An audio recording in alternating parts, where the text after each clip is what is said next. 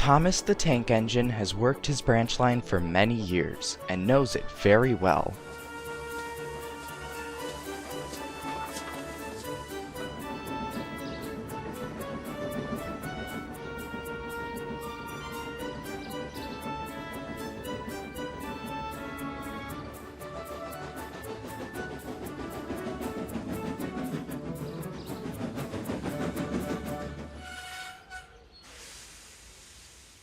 "You know just where to stop, Thomas," laughed his driver. "You could almost manage without me."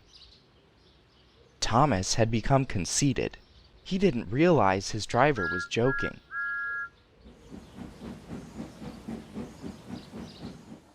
Later, he boasted to the others.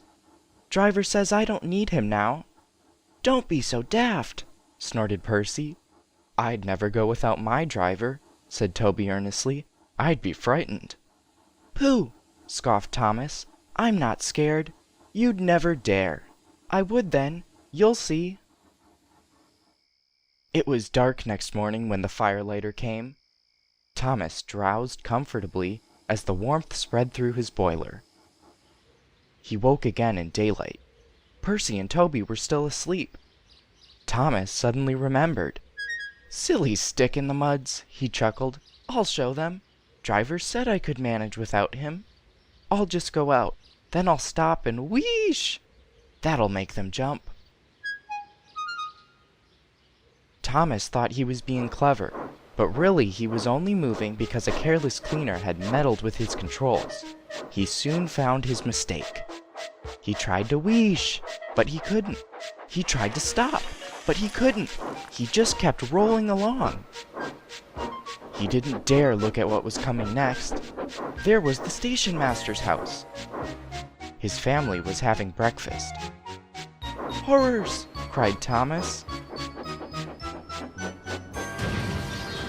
The house rocked, broken glass tinkled, plaster was everywhere.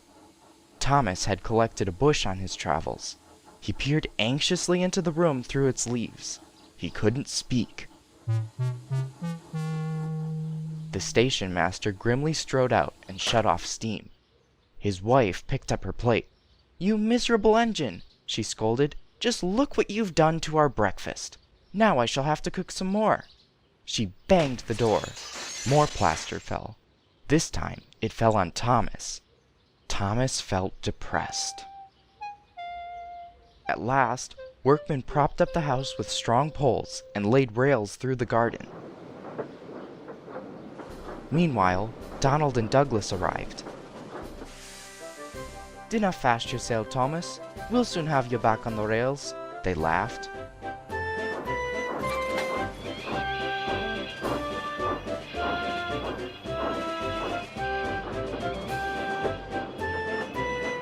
Puffing hard, the twins managed to haul Thomas back to the yard.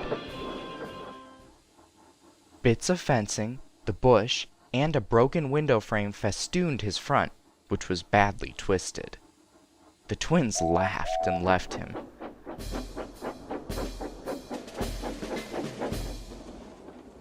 Thomas was in disgrace. There was worse to come. "You are a very naughty engine." "I know, sir. I'm sorry, sir."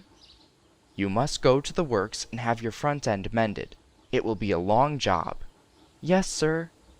"Meanwhile, a diesel rail car will do your work." Diesel, sir?" Thomas spluttered. "Yes, Thomas. Diesels always stay in their sheds till they are wanted. Diesels never gallivant off to breakfast in station masters' houses." The fat controller turned on his heel and sternly walked away.